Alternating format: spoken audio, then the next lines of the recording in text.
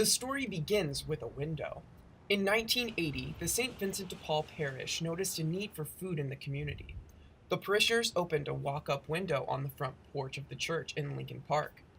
Wow. This is the original window. This is where we started from. Philip Quinteros is the coordinator of the program. He shared that 38 years after it opened, the window has transformed into a whole kitchen called the Elizabeth Ann Seton Soup Kitchen and Food Pantry. It is open 6 days a week and serves an average of 125 meals a day. The pantry and soup kitchen is open every day except Sunday. Volunteers from all over the neighborhood arrive around 7:45 in the morning to prepare the food and coffee. Guests are let in around 8. They can stay and chat with fellow patrons and volunteers until about 10. The coordinator of the program, Philip Quinteros, explains why it was so important to expand from just a window to a whole dining area. It's also about socializing.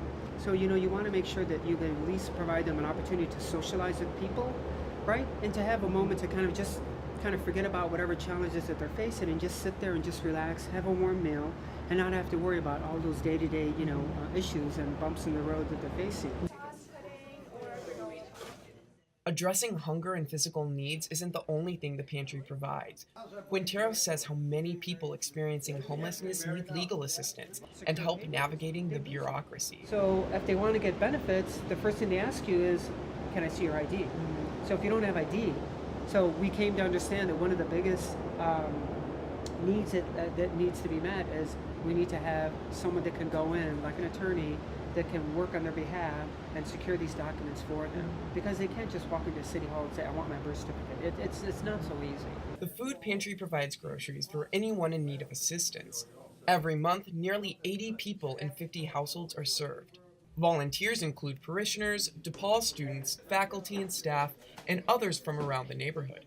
The Seton Pantry is not affiliated directly with the university, but on Mondays, DePaul takes the reins, led by a member of the university ministry.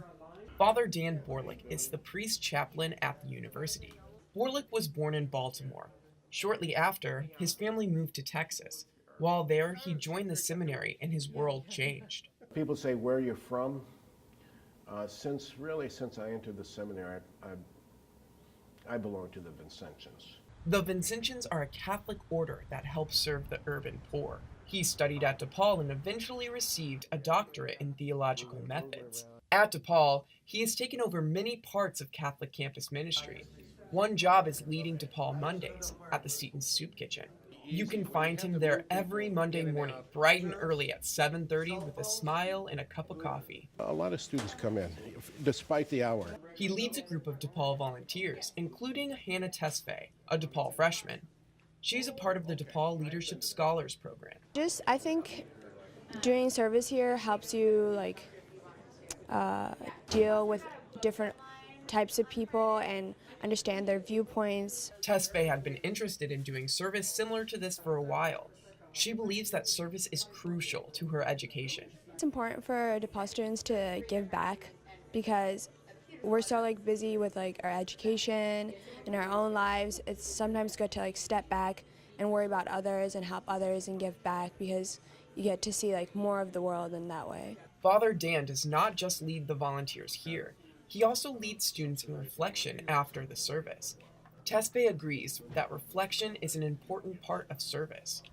They have this saying that service without reflection is just work, and I totally believe in that, because if you just do what you have to do and leave, then that's practically just work. Borlick gets to work with a lot of students and experience their growth firsthand. I begin to see two things. One is the students, this is only 15 minutes, it's really brief, but I can see the difference in how the students are reflecting, especially when they come consecutive. He recalled one student whose experiences at the pantry altered her view on homelessness. And she said, my first impression was, why can't these people go out and get a job, which is very honest, and why are they here, and what are we doing here, and are we helping or hurting, which we certainly hear a lot of that, from our politicians, that helping people makes them dependent on help or some kind of thing like that, and it's a talking point for politicians sometimes, but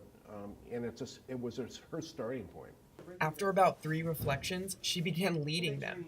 and her perspective changed. All of a sudden, she loved going there. The last time I talked with her, she didn't talk about herself at all. She was talking about people by name who she was getting to know. So from seeing this group of people as a problem to beginning to understand them as real people with stories, and feeling and acting on, feeling compassion and acting on it. That's a great change to see in a person. Guests line up right here on this ramp to be served a hot meal 6 days a week.